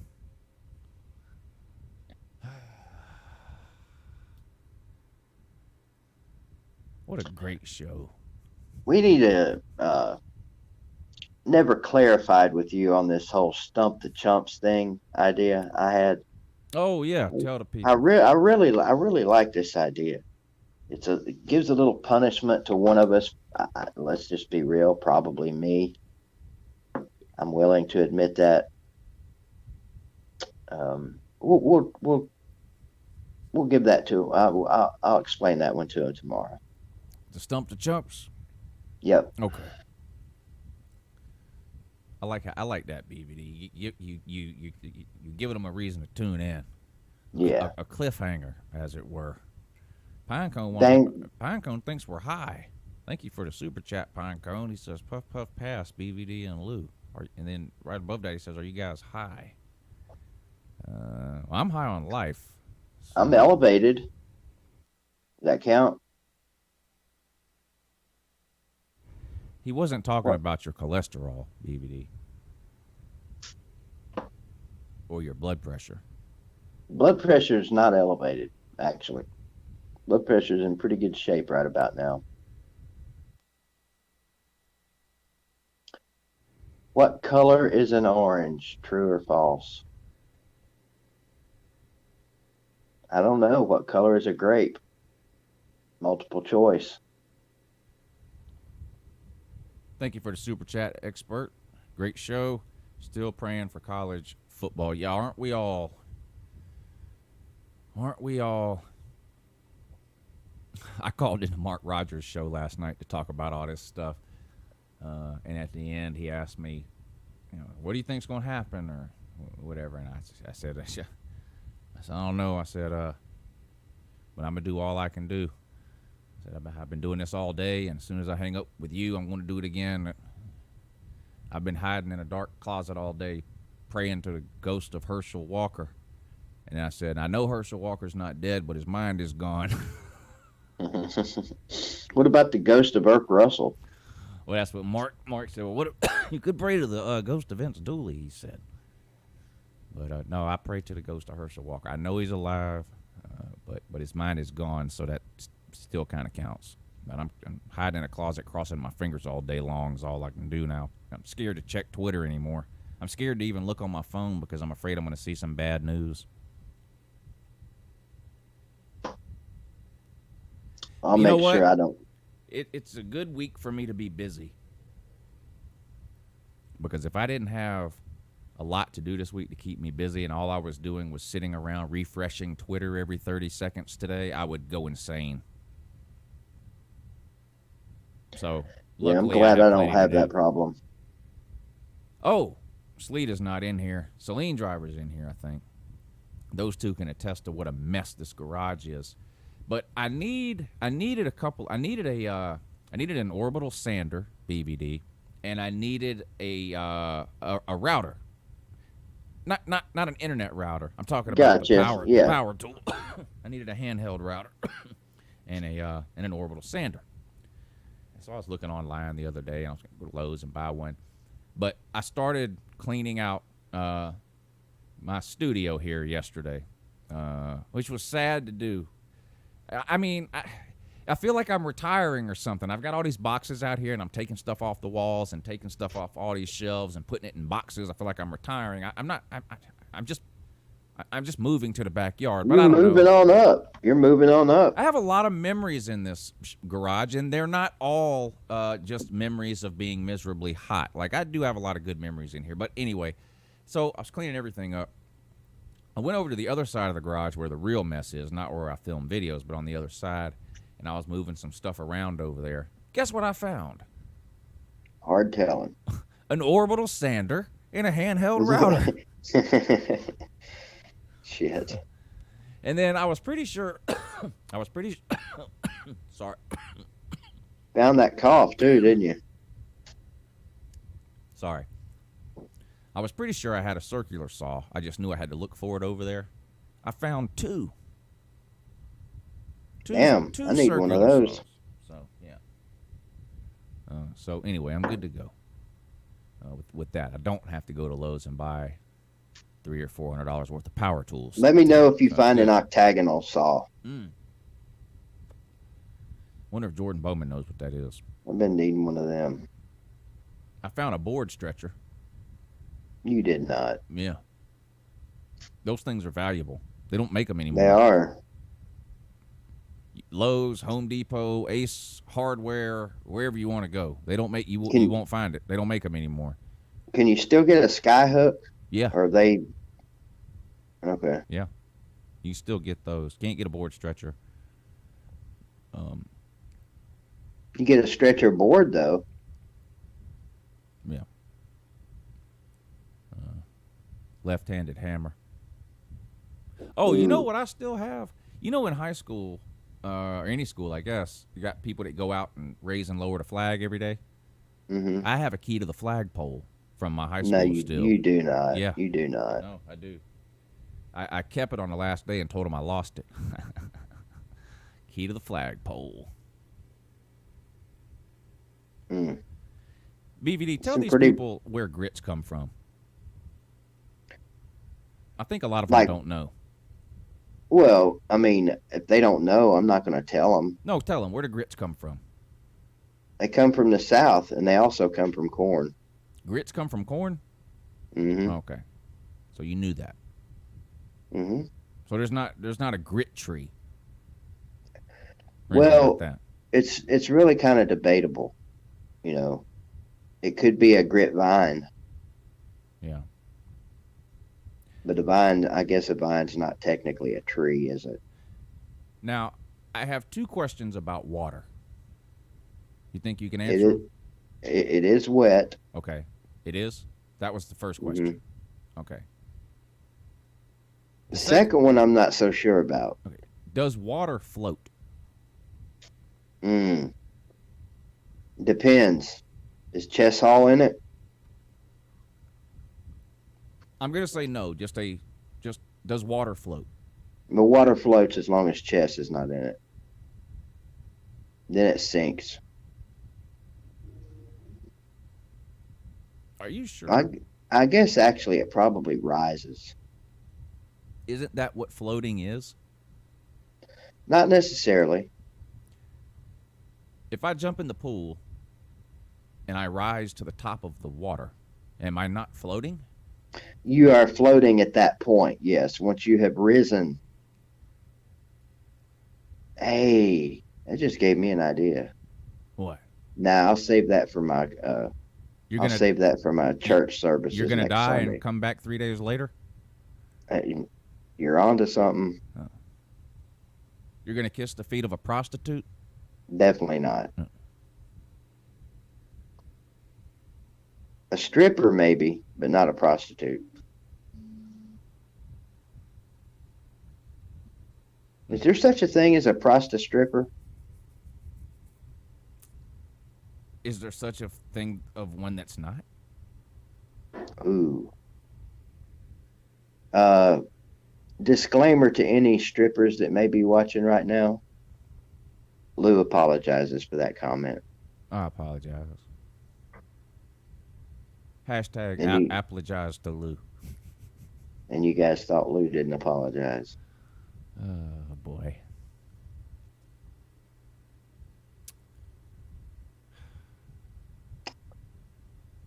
Now you got me worried about Chess Hall, and I don't like to be worried about Chess Hall. Yeah, I just didn't feel comfortable really getting into it without, like I said, it really bothers me he deleted that video because this isn't, it's not something I want to, it's so serious. It's, you know, I don't want to accuse him of it, and now it's literally just my word, you know. Well, your word's pretty good around here. Well, I appreciate that, but again, it's such a serious concern that I just don't feel comfortable making the accusation without the underlying evidence. Well, I'm guessing there's other evidence out there that's available to prove your theory. There may be, but if there is, I have not seen it or heard it. And I did hear it this morning. So, See, I'd like to be able to hear it now. can anyone explain to me? Okay, I live in Augusta, which is in Georgia. Across the Savannah River is South Carolina. The first city you get to when you cross the river, literally right across the river, is North Augusta. That's the name of it, North Augusta. Why, if I'm in Augusta, do I have to drive east to get to North Augusta? Yep. I don't understand that. Is the interstate mismarked, or is North Augusta misnamed? We have a similar problem up in my neck of the woods. Yeah. Yeah. You not want? worth. Do you want to tell us Not, about it? yeah, I'd rather just let you wonder. Really, Okay. it involves roads. Right.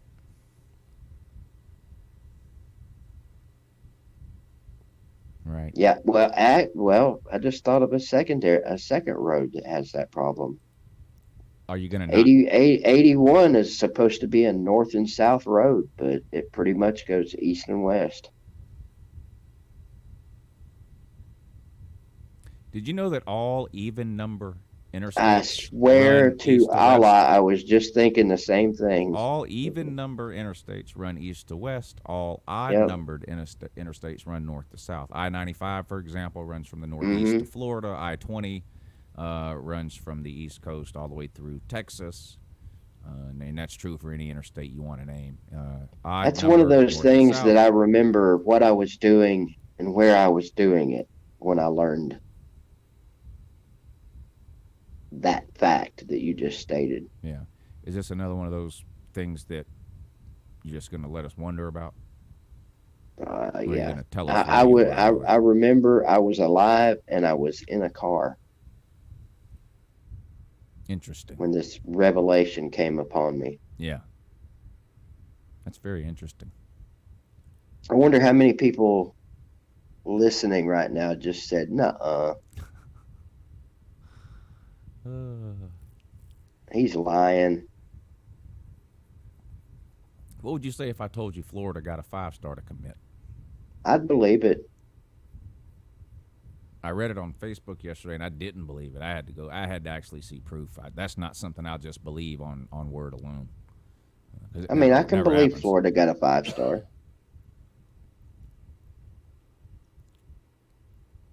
There's other things about Florida that you can't convince me of, but not that one. Right. Can't believe you can't convince me that they played a non-conference game outside the state of Florida in the last many years. Can't convince me that Dan Mullins won a division title. Yeah. None of that stuff is true. And you can't convince me that Meg Mullins not a... Well, I'm not going to go there. She might be a fine Christian lady. I had another one of these Facebook gangsters this weekend. Made a post in some... I'm in like 500 college football groups on Facebook. Not on purpose, but people just add me to them all the time. Mm-hmm. And so I don't even know.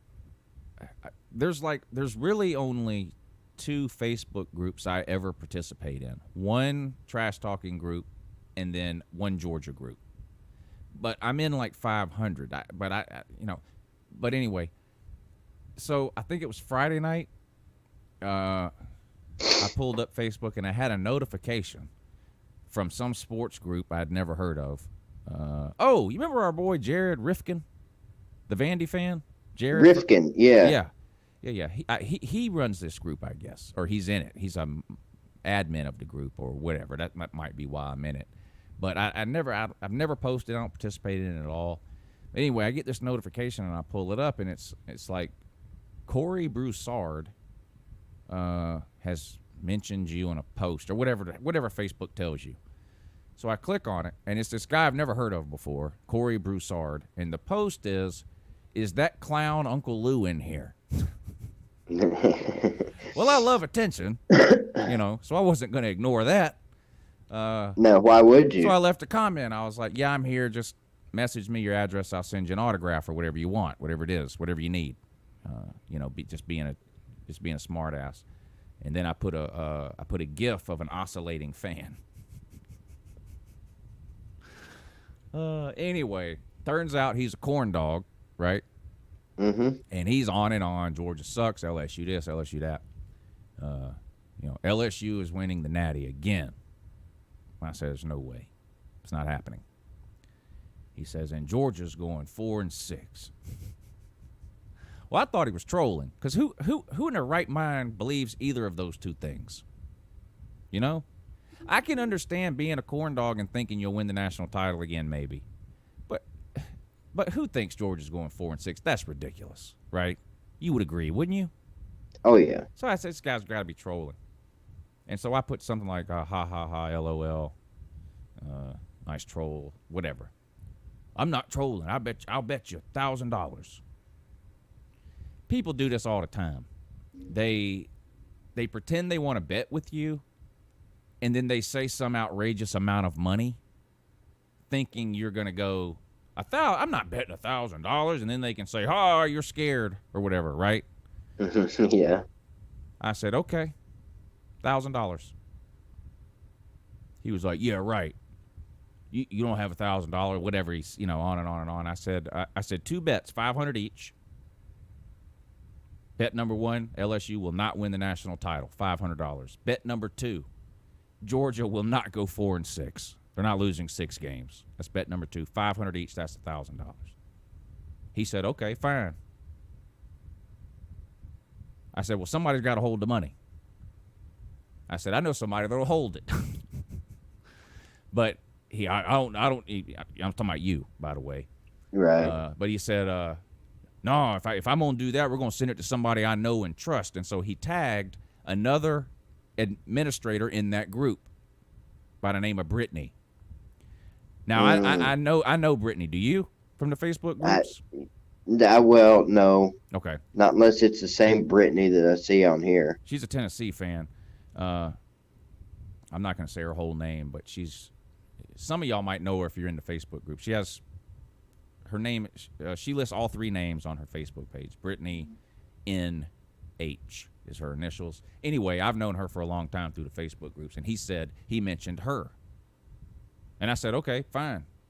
And I tagged her. And I said, do you have PayPal? She said, yeah. I said, all right, I'm going to send you $1,000 to hold for this bet. I sent her the $1,000. No, you didn't. I swear to God I did. I posted a screenshot right there in the thread where this guy was going on and on. I said, there's my money, Peyton. You send it. You want to know how quick this guy backed out? Post haste. He couldn't back out quick enough with the excuses. Oh, I'm not sending it PayPal. I'll meet up with Brittany and give her the money. Yeah. Yeah, right. I'm falling for that banana in the tailpipe routine. No, if I'm going to make a bet on social media with somebody I don't know, then a neutral, mutual third party is holding the money. Period. I'm not betting $5 with somebody I don't know on the internet unless that $5 is sent to a mutual party to hold. I've been burned too many times. So, anyway, he couldn't back out quick enough.